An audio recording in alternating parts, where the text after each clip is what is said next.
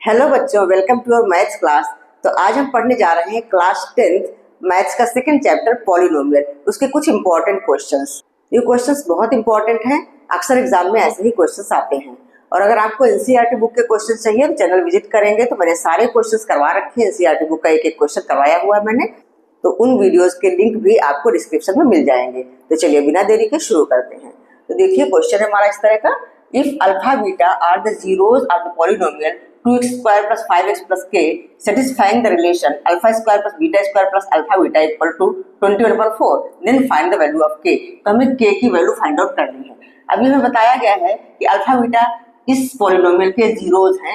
Since alpha beta are the zeros of this polynomial, therefore हम ऐसा लिख सकते हैं अल्फा प्लस बीटा मतलब sum of the zeros. Sum of the zeros क्या होता है? -b/a। तो यहाँ पे b क्या है? 5 है, तो हो जाएगा -5 और a की जगह पे है 2। और उसके बाद हम अल्फा बीटा भी निकाल लेते हैं। अल्फा बीटा इक्वल टू होता है c/a। c है k और अपॉन में 2, k/2। तो हमने अल्फा प्लस बीटा और अल्फा बीटा की वैल्यू निकाल ली। अब हमें जो रिलेशन दिया हुआ है उसको हम लिख लेते हैं, फिर आगे प्रोसीड करते हैं क्वेश्चन। तो देखो ये हमें दिया हुआ है alpha square plus beta square plus alpha beta equal to 21/4। तो ये जो जीरोज वाले क्वेश्चंस होते हैं जिनमें k की वैल्यू में निकालनी होती है, तो उन क्वेश्चन को सॉल्व करने के लिए जो हमें एक्सप्रेशन दिया हुआ है उसको हम अल्फा प्लस बीटा और अल्फा बीटा के टर्म्स बना लेते हैं, तो क्वेश्चन सॉल्व हो जाता है। तो हम इसको इजीली बना सकते हैं। इसको हम ऐसा भी तो लिख सकते हैं, alpha square plus beta square plus alpha beta को ऐसा लिख देंगे 2 alpha beta minus alpha beta. ठीक है ना? देखो 2 अल्फा बीटा में से अल्फा बीटा अगर हम माइनस करेंगे तो फिर वापस इतना ही आ जाएगा। तो बस हमने इसको तोड़ के इस तरह से लिख दिया इक्वल टू 21/4। अच्छा, अब यहाँ से यहाँ तक एक आइडेंटिटी है, alpha plus beta whole square बन जाएगा। जैसे a plus b whole square क्या होता है? a square plus b square plus 2ab। तो वही आइडेंटिटी यहाँ पे लगेगी। इसको हम लिख सकते हैं alpha plus beta whole square minus alpha beta equal to 21/4। अब अल्फा प्लस बीटा की वैल्यू हमारे पास है, अल्फा बीटा की वैल्यू भी हमारे पास है, तो बस वही वैल्यू हम यहाँ पे पुट करेंगे।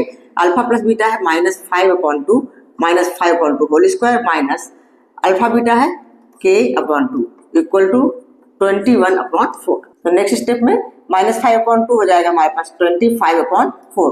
इसका होल स्क्वायर हो गया 25/4 माइनस k/2 इक्वल टू 21/4। अच्छा, अब हम इसको यहाँ पे ले जाते हैं, तो 21/4 को इस साइड ले आते हैं, k/2 को उस साइड ले जाते हैं, तो हमारा ऐसा हो जाएगा 25/4। अब 21/4 लेफ्ट साइड में जाएगा तो माइनस बन के जाएगा, नेगेटिव बन के जाएगा 21/4 इक्वल टू माइनस k/2 है, राइट साइड में उसको ले जा रहे हैं तो ये पॉजिटिव हो जाएगा। अब देखो बिल्कुल इजी है, दोनों के डिनोमिनेटर सेम है, तो बस न्यूमरेटर ही माइनस कर लेंगे हम। 25 में से 21 माइनस होगा 4, तो ये हो गया 4/4 इक्वल टू k/2। 4/4 मतलब 1, तो हो गया 1 इक्वल टू k/2। अब क्रॉस मल्टीप्लाई करेंगे तो k की वैल्यू आ गई 2। तो ये हमारा आंसर हो गया। ठीक है बच्चों, क्लियर हुआ, समझ में आया? तो चलिए अब नेक्स्ट क्वेश्चन कर लेते हैं। हाँ बच्चों देखिए second question, if sum of the squares of zeros of the quadratic polynomial x² - 8x + k is 40। मतलब हमें ये चीज दी है कि इस पॉलिनोमियल के जीरोज जो है उनके स्क्वायर का सम 40 है। मतलब क्या हमें दिया है? स्क्वायर का सम, मतलब जीरोज के स्क्वायर का sum alpha square plus beta square equal to 40। ये हमें क्वेश्चन में गिवन है। ठीक है, तो ऐसे क्वेश्चन सॉल्व करने के लिए हमें अल्फा प्लस बीटा और अल्फा बीटा दोनों ही निकालना है। तो अब इस पॉलिनोमियल से हम अल्फा प्लस बीटा और अल्फा बीटा निकाल सकते हैं। ठीक है, from given polynomial alpha plus beta equal to हो जाएगा -b/a दैट मींस -8/1। मतलब ये हो जाएगा 8/1 दैट मींस 8। और अल्फा बीटा क्या हो जाएगा? c/a होता है दैट मींस k/1। k/1 मतलब k। तो ये चीज हमने निकाल के रख ली है, हमें आगे काम में लेना है। तो यहाँ पे गिवन है alpha square plus beta square equal to 40, तो इसको हमें अल्फा प्लस बीटा और अल्फा बीटा के टर्म में लाना है। तो हम कैसे कर सकते हैं? देखिए देखो alpha square plus beta square plus 2 alpha beta हम अपने आप ले लेते हैं। अगर कोई नंबर हम अपने आप जोड़ते हैं किसी एक्सप्रेशन में तो हमें उतना ही घटाना होता है, तो फिर हमारे एक्सप्रेशन पे कोई फर्क नहीं पड़ता, उतने का उतना ही रहता है। ठीक है, तो हम -2 अल्फा बीटा भी हमें करना होगा। अब देखो अगर -2 alpha beta plus 2 alpha beta दोनों कैंसिल हो जाएंगे तो फिर वापस इतना ही बचेगा।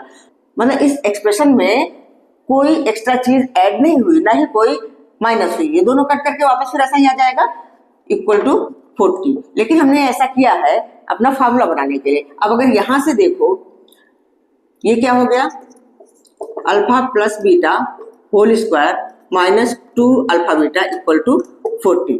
अब हमें अल्फा प्लस बीटा की वैल्यू भी पता है, अल्फा बीटा की वैल्यू भी पता है, यहाँ पे पुट कर देंगे तो हम के की वैल्यू निकाल पाएंगे। तो अल्फा प्लस बीटा हमारे पास 8 है, तो हो गया 8 स्क्वायर माइनस 2 अल्फा बीटा, तो अल्फा बीटा की वैल्यू है के 2k equal to 40। Next step में 8 स्क्वायर हो गया 64 और ये है हमारा minus 2k equal to 40।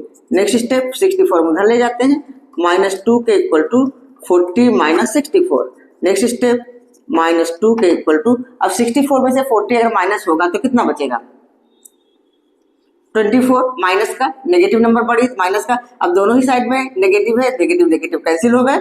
Next step में हमें k की वैल्यू मिल जाएगी, k इक्वल टू हो जाएगा 24/2 दैट मीन्स 12। तो ये हमारे पास आ गया k इक्वल टू 12, ये हमारा आंसर हुआ। ठीक है बच्चों, क्लियर हुआ, समझ में आया? तो आई होप आप लोगों को दोनों क्वेश्चंस अच्छे समझ में आ गए होंगे। तो अगर वीडियो अच्छा लगा है, समझ में आया है तो लाइक करिए और अपने फ्रेंड्स को शेयर करिए कि वो भी इसका फायदा उठा सके। और अगर आपका सब्सक्राइब ना किया हो तो सब्सक्राइब कर लीजिए। फिर मिलती हूँ नेक्स्ट वीडियो में, तब तक पढ़ते रहिए, स्वस्थ रहिए, मस्त रहिए, बाय बाय।